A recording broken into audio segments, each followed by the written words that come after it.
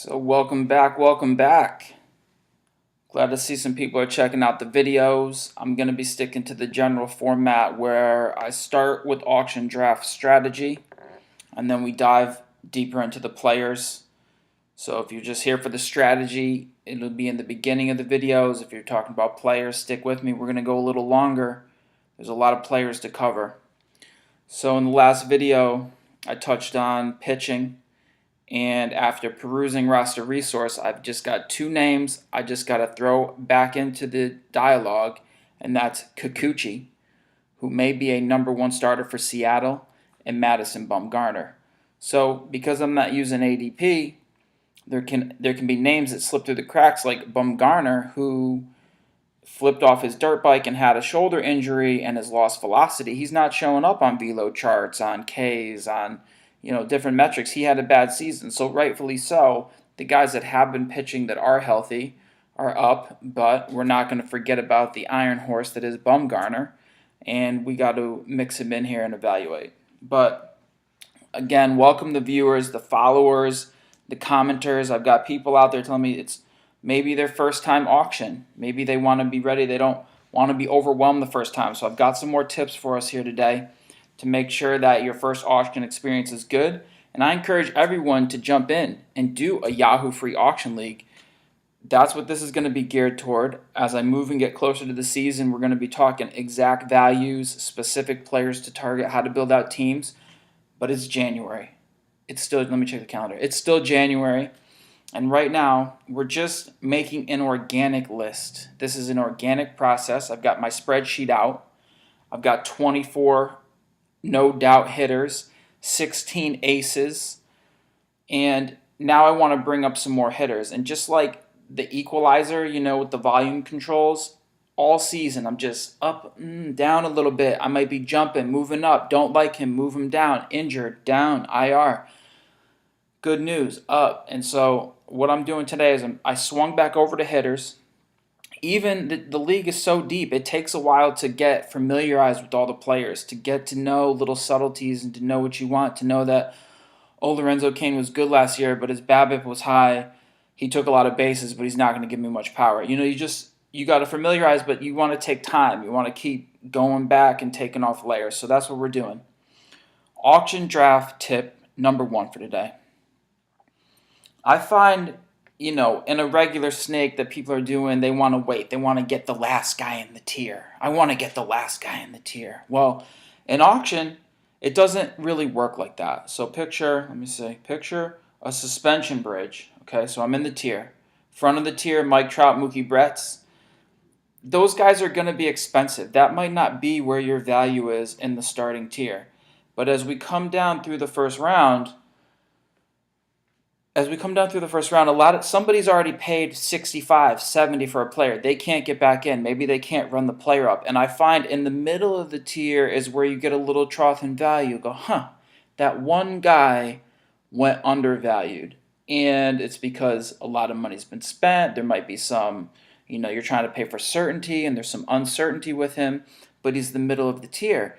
This is the problem. As you get to the end of the tier, back this way, you're at the end of the tier, everybody goes, oh my God, this is the last stud. This is the last best first baseman or the last shortstop, and a lot of people are desperate. They got pushed off the other players, and you'll find that when you close out a tier, that guy might go as much as Trout and Betts went in the beginning.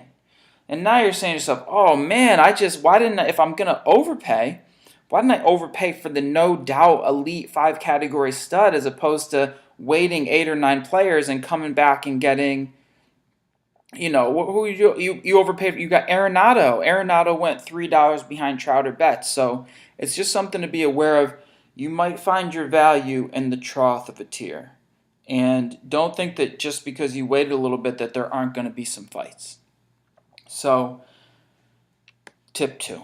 The biggest mistake you can make in this auction draft, especially if it's your first one, is leaving the auction with money.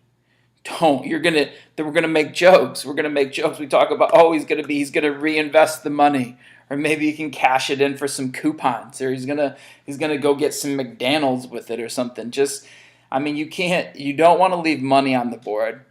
And there's a tension because you're trying to save, you're trying to have some stack late so you can have some control. But then you realize you didn't have to fight. You didn't, I mean, if you leave $30 on the auction table that you didn't spend, you missed a whole player. You missed a whole mid-tier $30 player. So I don't want you leaving the auction draft with money. Pay for players. Buy them. You're there to switch the money into draft capital, and you've got to get it out there. But one specific time in the draft, I want this to be I want to be there on your shoulder in your auction. You're getting towards the end of the draft. Big money's gone. Mid-tier is gone. You might be in around the $30 to $50 range. I'm going to call it 3/4 through the draft. 60% through the draft to 75%. You're coming to the end. And your dude is out there. Well, I got to share with you, he's probably a lot of people's dude. And we're all looking at him, and we all have been trying to not talk about him and not nominate him because we wanted to get stacked down. But there's been a couple people waiting, and a couple people will stack. And even though players have been going in the teens, 8, 11, 12, there's a chance that this last guy who nobody wanted to talk about and nobody wanted to nominate, he's going to go for 35. Someone's going to empty their whole stack on him. So my point is here, when you get to the last player, you get to your guy, overpay. Overpay. Don't give up that guy. You will be upset with yourself. I've done it too many times where I go, oh, no, that's too much. And I don't get my guy. And now I have a big stack, a bigger stack than I need. I'm not going to get into enough fights. Most of my lineup is already filled out. And, you end up with $18 or $12. And, what happens is this big stack at the end, he goes, oh, I'm going to get my last player for 40s, the rest of his stack because he's done. The other limit that we're fighting against in an auction draft is the number of roster positions available. And that's actually a constraint. That's why we don't want to just bid on everything. We don't want to think, wow, he went cheap, I have to bid, because you're filling up a roster spot that you could be tucking in late round sleepers, prospects. So at the end of the draft, 60, 70% through, don't worry. Don't worry. We will fill you out with $2 players. You will be fine. You will find more talent. There's also the waiver wire. So a separate thing I'm going to get into is like concentrating your points. But overpay for your guy. Go get him, especially if you're most of the way through the draft. Push that person off. Empty your stack. Go all the way up. And just a little segue off of that is I like to keep enough of a stack. Let's say I keep a $40 stack, but I have a lot of players to go. At least I can keep other guys honest up to the maximum of my stack. So no, you're not going to get a really good player for $8. I can at least bid you up so you can at least hurt other people enough. And if somebody's going to get crazy on your guy, run him up enough to cripple his stack. He's being unreasonable and go, all right, well, looks like you're going to pay, the rest of your money, 60, 80% of it because you wanted to overpay for my guy that I've been waiting on. So there's just a couple more things to keep in mind. Don't get pushed around. Don't get pushed around late. And do not leave auction money on the table. If that means going up and getting guys in the front and just being comfortable there, pull the parachute, $2 players, get them at the end, do it like that. If you're doing it with value, you got to keep an eye on your average money, who you want, how many positions you have left. But let's jump into the players. There's a lot of hitters out there, and if you're looking for some more advanced metrics to check out on Fangraphs or BaseballSavant.com, Baseball Savant likes XWOBA, XW, weighted on base average. It's a little tricky to sort. You've got to be hungry, go into the menus. I can talk about that maybe later.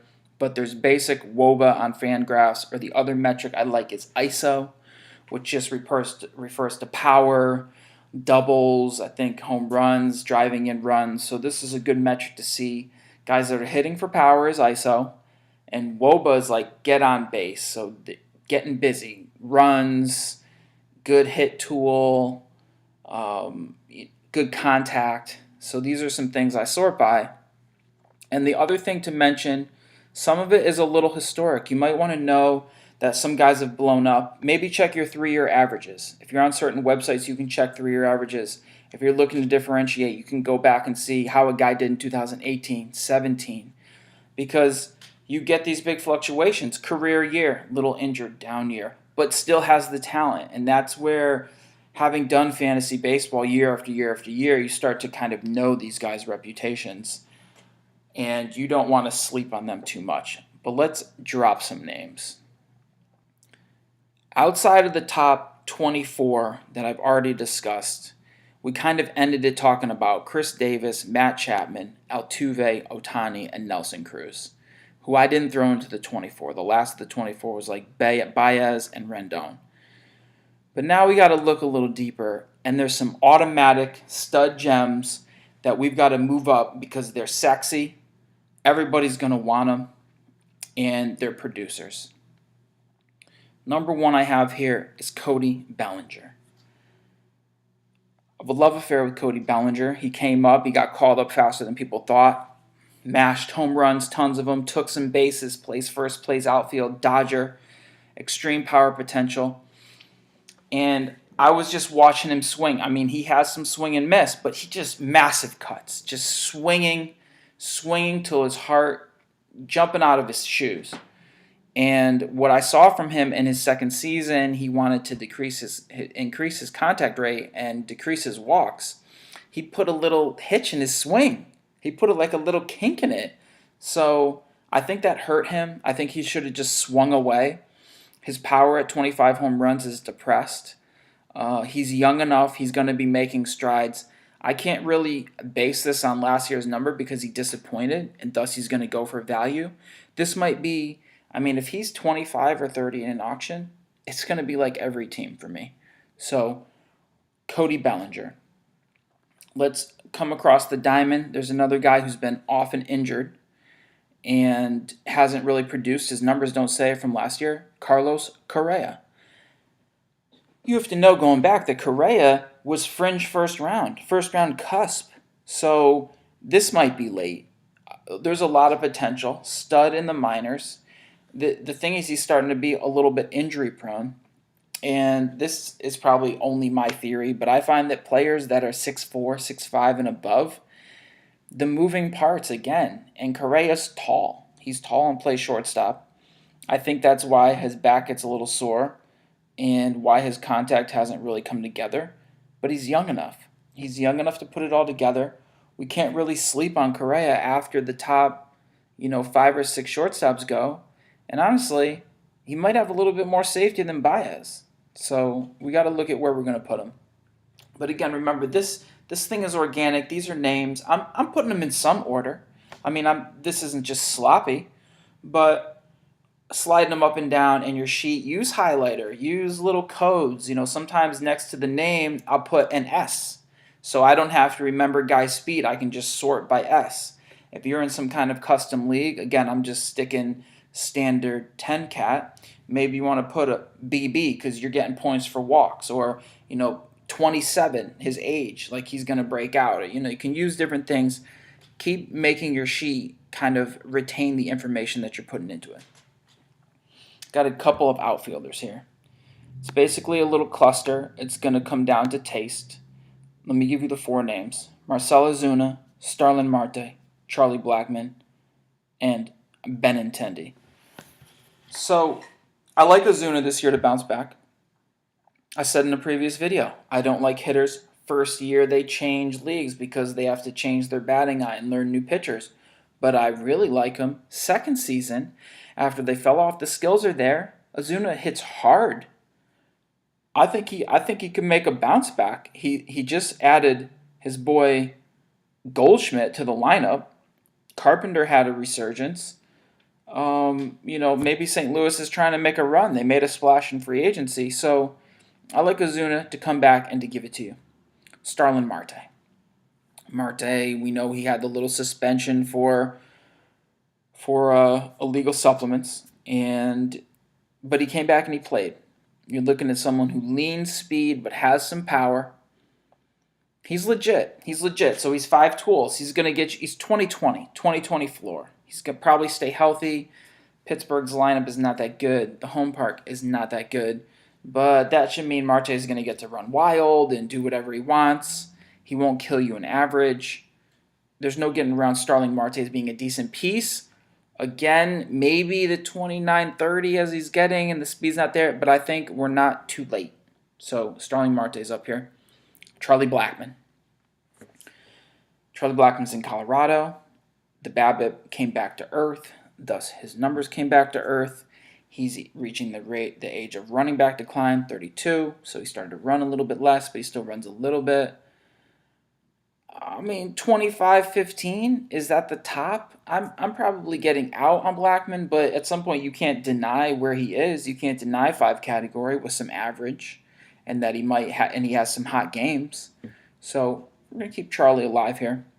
Andrew Benintendi, the young little playboy from Boston. So he's kind of like a Yelich light. Last year the debate was Yelich or Tendi. They were really close. Obviously, Yelich made the step forward and became an MVP. But Benintendi's kind of in the same mold. He's going to give you some pop. He's going to give you some bases. Lineup is awesome. He's going to score runs. He's going to drive in runs. I don't know where he's going to hit. But there's upside because he's basically a child.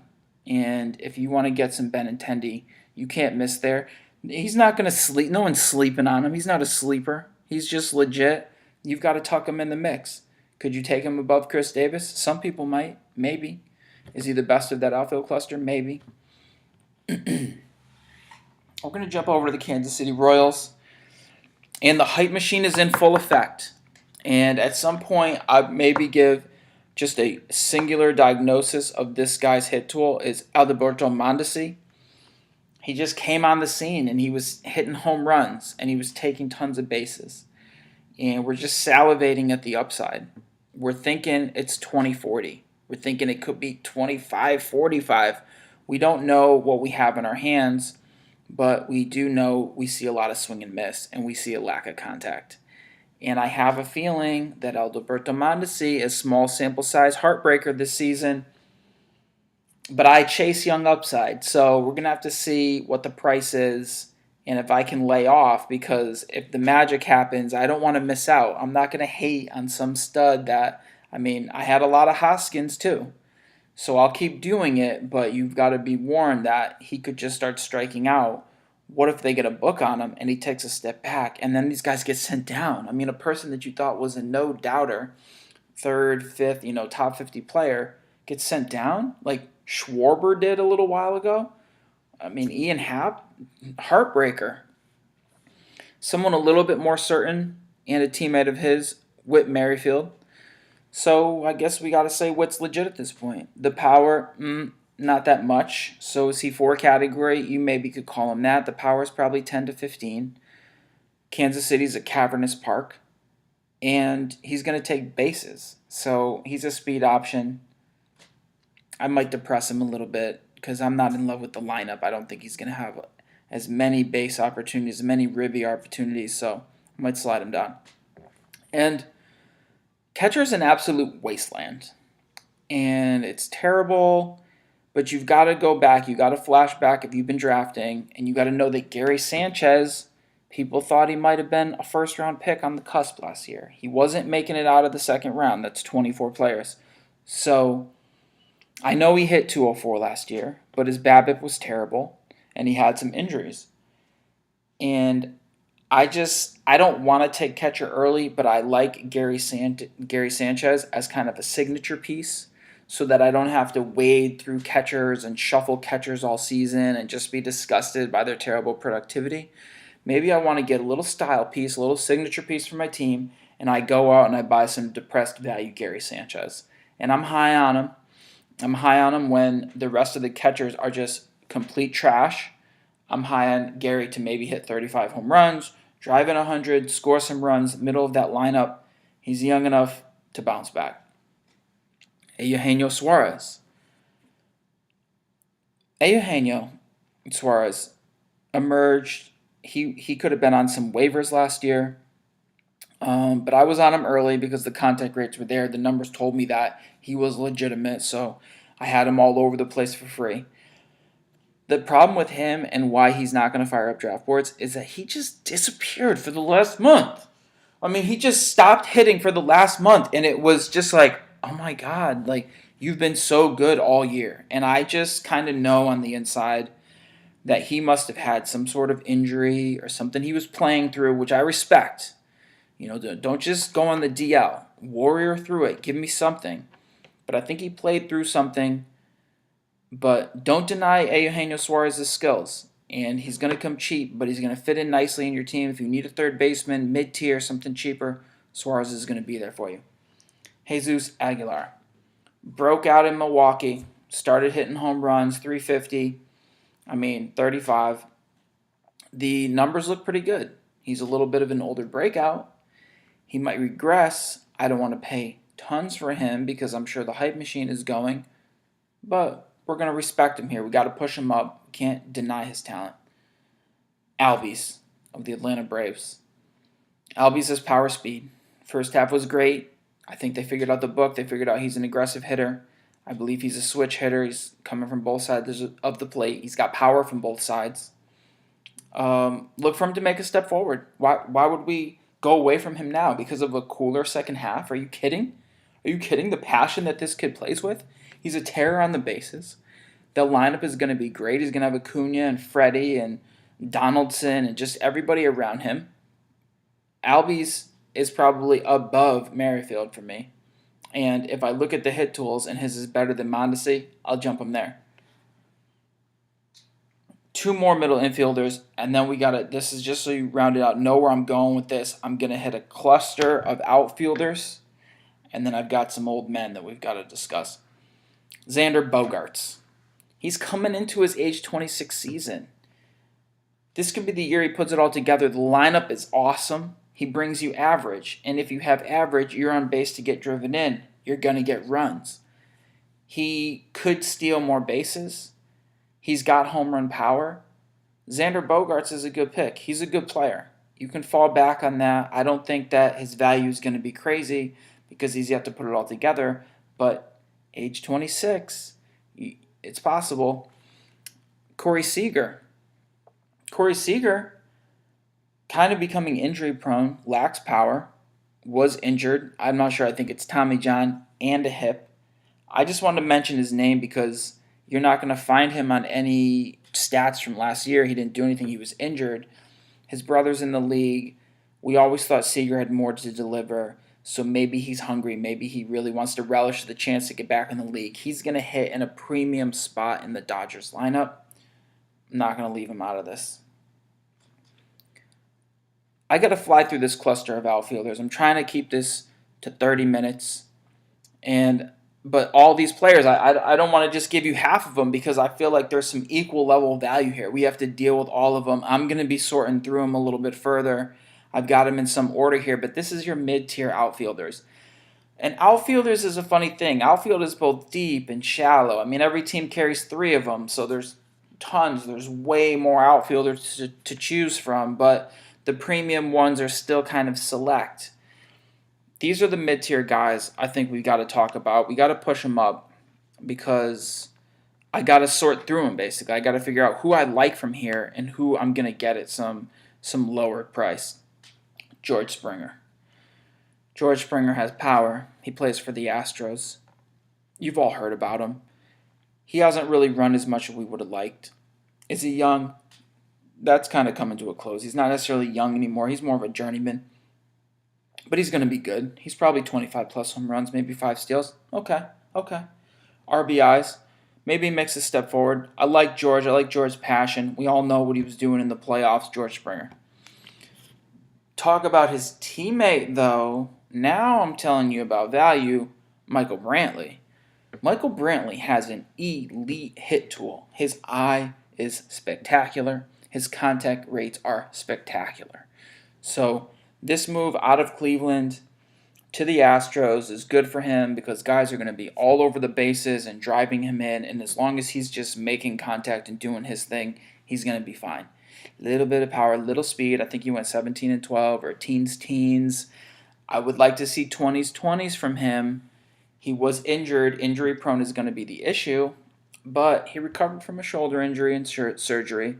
He bounced back. He showed us he can be healthy, and he could come cheap, and I know he's consistent. This is my floor. I'm finding floor. Brandon Nimmo. Okay. I mean, he got hot. He's going to lead off for the Mets. The numbers are telling me he has a very good eye. He has a good WOBA. So we'll see. We'll see. He's a little prospecty. Maybe he makes the jump. He's big. He's big and he runs a little bit. Mitch Haniger. I don't really want Mitch Haniger. He gets injured. But he was good. He has legit power. Seattle saw something in him that when they got him from Arizona. So I'm going to give him just enough respect to put him in here because he kind of broke out and he's a legitimate player. He's going to be better than a lot of later question marks, random guys that you're going for, like Piscotty, Steve Pearce, just is probably Haniger. David Dahl. David Dahl's like everyone's little sweetheart because he's in Colorado, gets the field advantage, runs, hits home runs. It's never healthy. We're hoping he puts it all together. We're hoping that he even gets a lot of plate appearances because the Colorado always is blocking prospects and doing funny things. But David Dahl is in there. I think he's coming at a premium. I think he's a little expensive. Let's talk about someone a little cheaper. Polanco of the Pirates. Polanco suffers probably from being 6'5" and not being able to get the tool together. I don't like some of the things I heard that he said he wasn't going to run hard, and that's why he doesn't want to take any bases. But the skills are there. He killed me the first half of last season. I had to cut him, and then he gave us a little bit.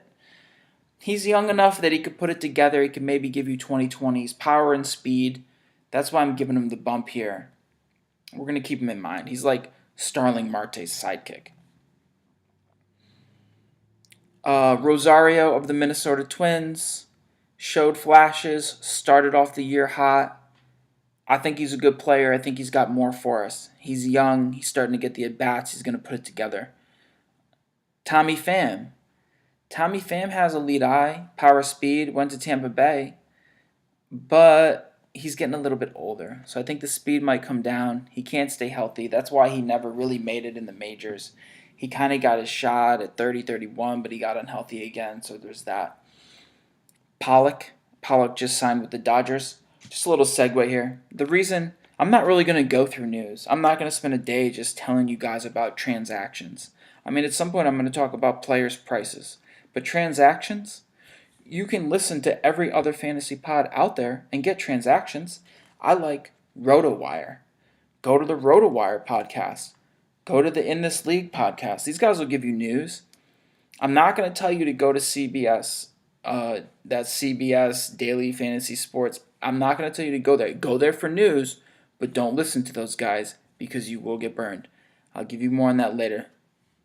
You can get your transactions there and it's entertaining. I know it comes out every day, but anyways, so we got AJ Pollock. He goes to the Dodgers. Pollock has shown good skills, but he's getting older, 31, 32. And our issue is he might be made of glass or some other soft plastic, constantly injured. You can't get a season out of him. When he goes, the numbers are good. So we're going to talk about him. Maybe the miracle happens where he plays a full season. Toolsy enough, categories enough for me to put him up here. And Matt Olson, or as I call Matt Swolson.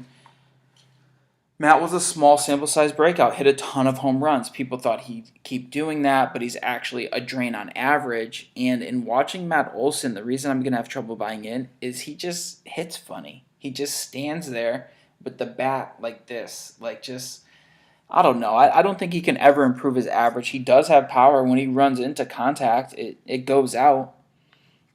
So we got to talk about Olson. He's young enough. He maybe makes a jump.